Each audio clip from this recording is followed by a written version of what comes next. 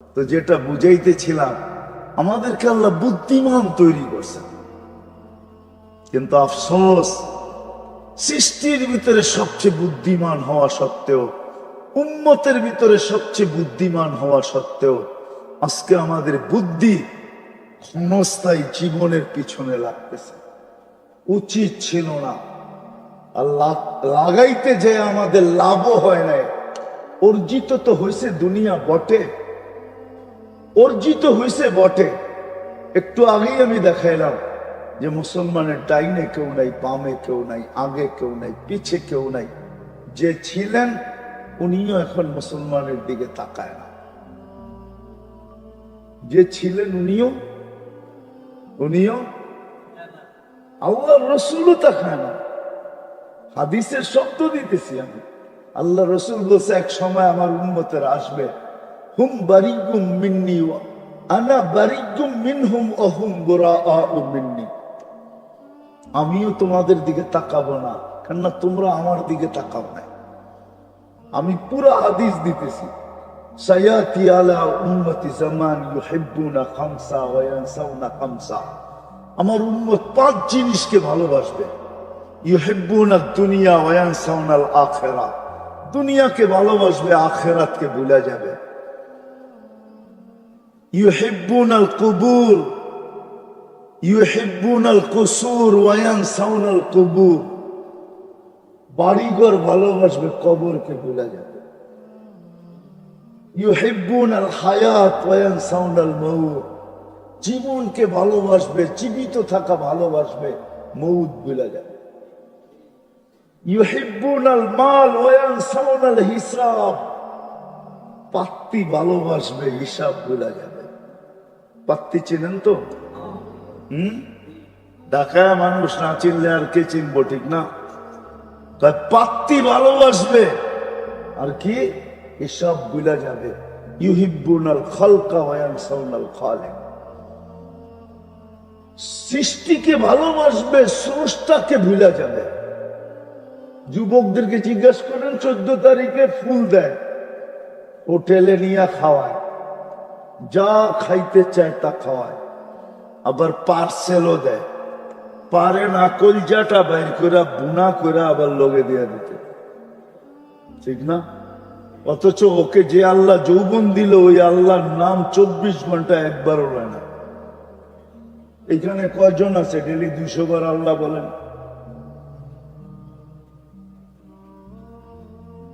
কয়জন আছি আমরা এখানে যে 200 বার আল্লাহ বলি?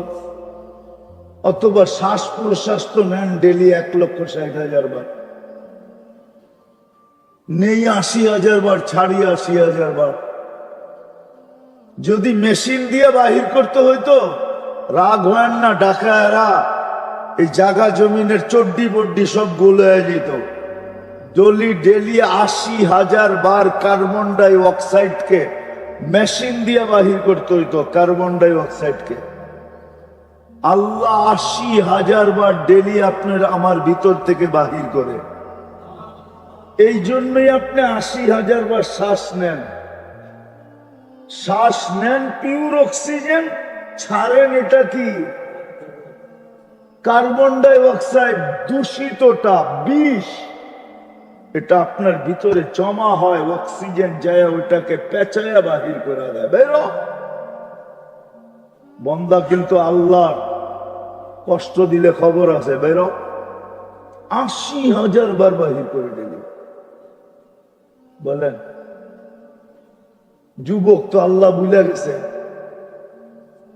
অথচ খাওয়ায়া খোয়া পার্সেল পুরসেল দিয়া টিয়া 14 কলিজা বুনা করে দিয়া তারপরে কয় মেসেজটা দিও কিন্তু I.U।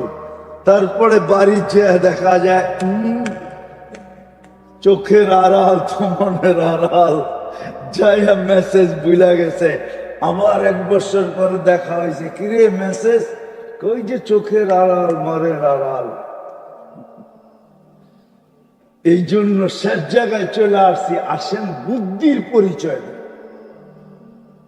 বুদ্ধির পরিচয় দেন, ওটাকে আবাদ করেন।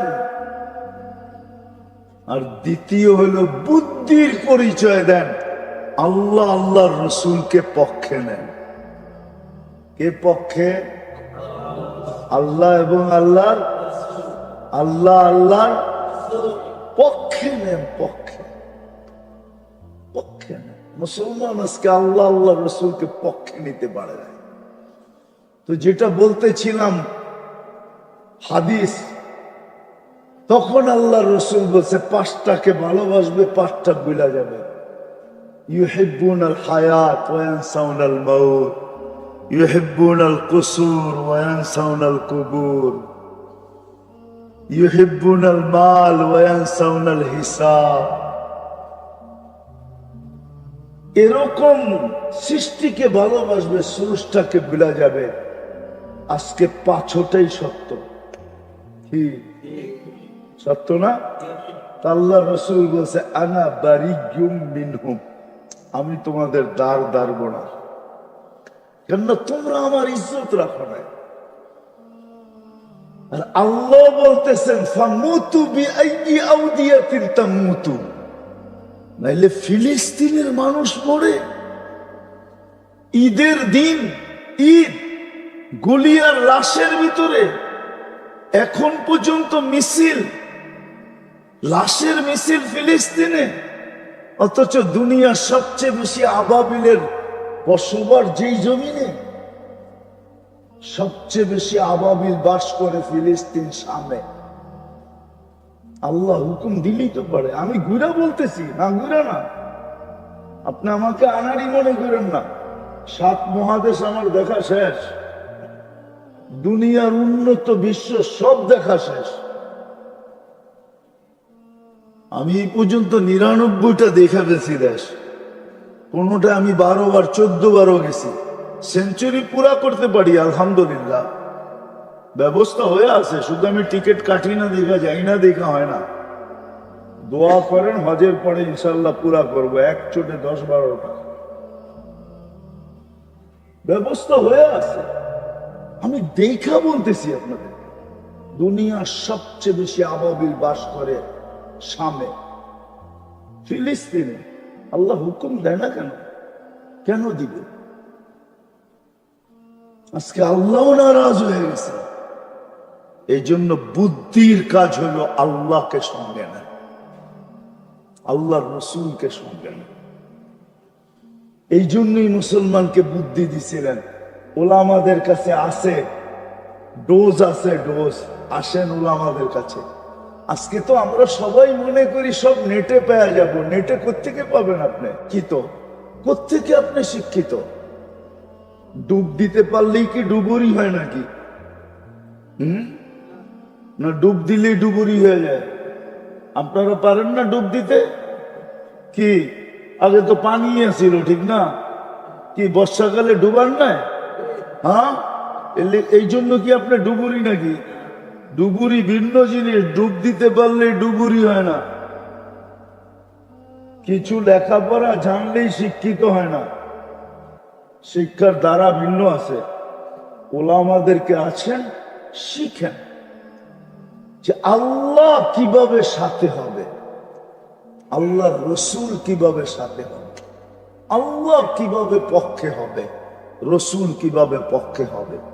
আজকে যদি মুসলমান পক্ষে নিল আল্লাহকে, তা আল্লাহর ওয়াদা আছে আমরা লড়বো, তোমাদেরকে লড়তে দিব না।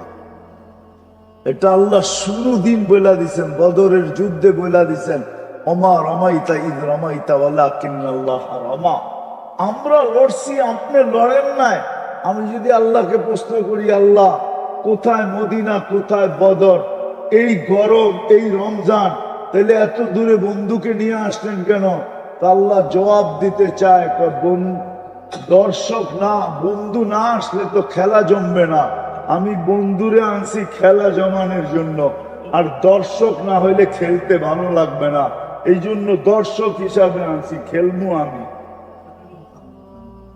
আজকেও আল্লাহ খেলবে। হ্যাঁ, আসবে দিন, হয়তো আমরা থাকবো না। ওলামাদেরকে জিজ্ঞাসা করেন, দিন আসবে ইনশাআল্লাহ, আল্লাহ খেলবে।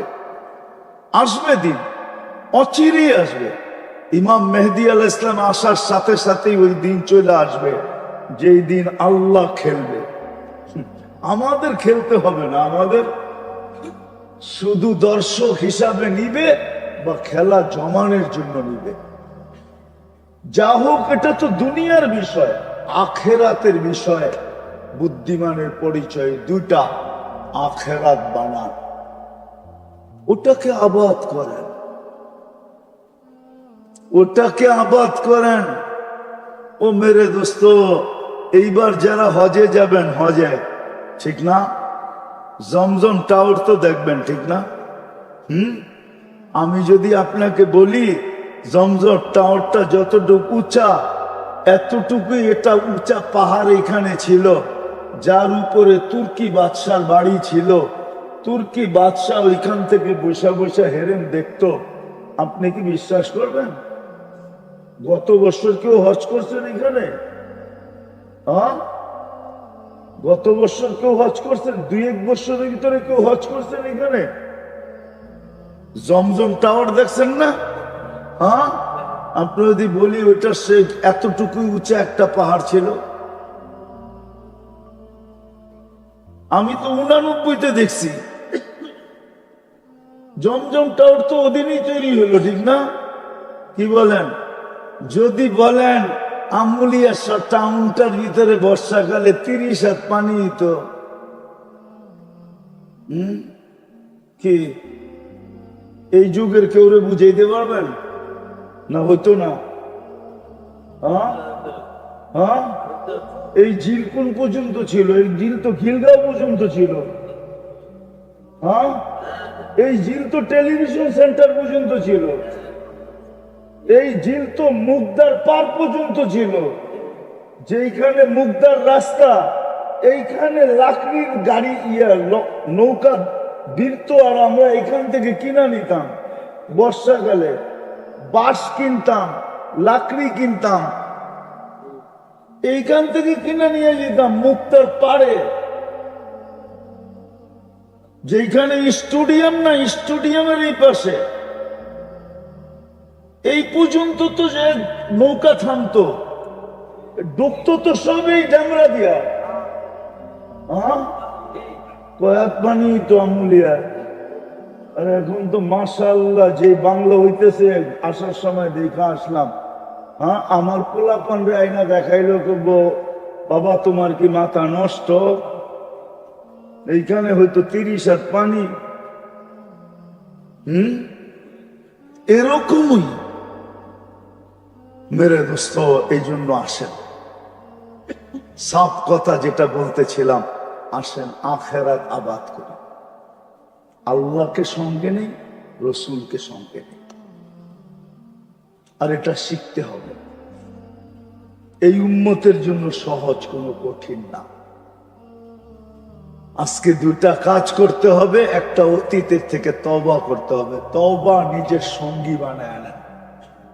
ইসলাহি প্রোগ্রাম তো, তওবাকে সঙ্গী বানা। ডেলি আল্লাহর কাছে তওবা করে, রাত দিন 24 ঘন্টা ইস্তেগফার করে, যখনই সুযোগ পান ইস্তেগফার করে। আর যদি তাও না পান, তাহলে ঘুমানোর আগে একটু তওবা করে ঘুমান। ঘুমের থেকে উল্টা তওবা করে। তওবাকে সঙ্গী বানান। তওবা সঙ্গী হবে, আপনার গায়ে কোনো ময়লা থাকবে না, আখেরাত চকচকে থাকবে। আল্লাহ আল্লাহ রসুলকে সঙ্গে করার তরতিব ওলামাদের কাছ থেকে শিখেন। আর আলহামদুলিল্লাহ, বাংলাদেশ এরকম একটা দেশ, 3 দেশের সাথে, 3 জায়গার সাথে তুলনা করা চলে না। মক্কা, মদিনা, বাইতুল মুকাদ্দাস, এছাড়া সারা দুনিয়ার সাথে তুলনা করা চলে। বাংলাদেশের মতো এরকম দেশ দুনিয়ার কোথাও নাই। এত আলেম ওলামা হাফেজ দুনিয়ার কোনো দেশে নাই। এত আল্লাহওয়ালা দুনিয়ার কোনো দেশে নাই। এত বরকত দুনিয়ার কোনো দেশে নেই। চ্যালেঞ্জ আমার সাথে, আমার কাছে হিসাব আছে, একজন হাফেজ 10 জনকে জান্নাতে নিয়ে যাবে। আমাদের হাফেজ দিয়া কোটা পুরা হয়ে যাবে। আমরা 18 কোটি না, হাফেজ দিয়া কোটা পুরা হয়ে যাবে। আলেম লাগবে না, আলেমরা তো 1 একজনে 400 জন নিয়ে যাবে। হাফেজ দিয়েই কোটা পুরা হয়ে যাবে। বাংলাদেশে এত হাফেজ, এত আলেম, কদমে কদমে হক্কানি আলেম আছে। আপনাদের পায়ে হাত রাখি, এদের সাথে শিখেন, শিখেন, বুদ্ধিকে কাজে লাগান। নাইলে একদিন এই বুদ্ধি আমার, এই বুদ্ধি দিয়ে আল্লাহ আমাকে ধরবে যে তোমাকে বুদ্ধি দিছিলাম, আমরা সুযোগ ছড়ায় দিছিলাম। তুমি যদি বুদ্ধিমান হতে তাইলে এটাই সত্য হতো যেটা কিতাবে পাওয়া যায়। হারুনুর রশিদ নাকি মেলা লাগাইছে আর ঘোষণা দিছে যে যেটার উপরে হাত রাখবে ওটার মালিক হবে। তো ওনার বলে এক কৃত দাস ছিল, সে পিছনে দাঁড়ায় ছিল, কোনো বস্তুর উপরই হাত রাখতে ছিল না। তো হারুনুর রশিদ বলতেছে দূরে হাইটা যেতে মনে না চায়, তো আমার সামনে তো সবচেয়ে দামি হীরাটা রাখা, ওটার উপরে হাত রাখ। তো আপনার ঘোষণা সত্য কিনা? তো বিলকুল সত্য, যে যেটার উপরে হাত রাখবে ওটার মালিক। তাহলে আপনার উপরে হাত রাখলাম, 3 মহাদেশ আপনার, আমি আপনার মালিক, 3 মহাদেশ আমার। এটা হলো বুদ্ধির পরিচয়। আল্লাহ আমাদেরকে বুঝার তৌফিক নসিব করুন। ইনশাআল্লাহ করবেন তো? তওবা করবেন তো? তওবাকে সঙ্গী বানাবেন তো? কে কে বানাবেন দেখি? আর আর মসজিদের সাথে কমসে কম মসজিদ আর নামাজ, এই দুটাকে সঙ্গী বানায় না। আমি দেখাইছি আপনাদেরকে, এতটুকুই যথেষ্ট হয়ে যাবে। মসজিদ আর মসজিদ আর মসজিদ আর এটাকে সঙ্গী বানায় না, নিজের আসল গন্তব্য বানায় না। আরে মেরে দোস্ত, 4 দোকানে কি আড্ডা দেন, শব্দটা যদিও হুজুররা আমার মাইনা নিবে না। আরে মসজিদে আইসা গল্প করে, তাও কাজে দিবে। 4 দোকানে কি আড্ডা দেন, বাইরে বসে কি আড্ডা দেন? বানান মসজিদ বারিন্দা বড়, মালয়েশিয়া ইন্দোনেশিয়ার মতো বানান। যান চতুর্দিকে বারিন্দা রাখেন, রাখেন মসজিদের ভিতরে কফি সফি চা সা সব রাখেন, ওইখানে বসে বসে খান। তারপরে আল্লাহকে বলতে পারবেন দূরে তো ছিলাম না, তোমার আঙ্গিনাই তো ছিলাম। মাঝে মাঝে ছেলেও তো কয় তুমি এত চিল্লাও কি লেগা, বারিন্দাই তো বয়ে রয়েছি, বলে না? আপন জন তো বলে, ঠিক না? এত ডাকো কেন, বারিন্দাই তো বসা আমি, তুমি একটু দেখলেই তো পারো। আমরাও তো আল্লাহকে বলতে পারবো আঙ্গিনেই তো বয়ে রয়েছি, আপনি দেখলেই তো পারেন যে আমি কই বয়ে রয়েছি। 4 দোকানে তো নাই, বাজারে তো নাই, হোস্টেলে তো নাই, হাটে তো নাই, অফিস আদালতে তো নাই, আপনার মসজিদের আঙ্গিনেই তো বয়ে রয়েছি, আপনার বাড়ির আঙ্গিনেই বয়ে রয়েছি, ওইখানে বসেন। কি দোকানে বসে বসে আড্ডা দেন? মসজিদ আর নামাজ করবেন? হ্যাঁ,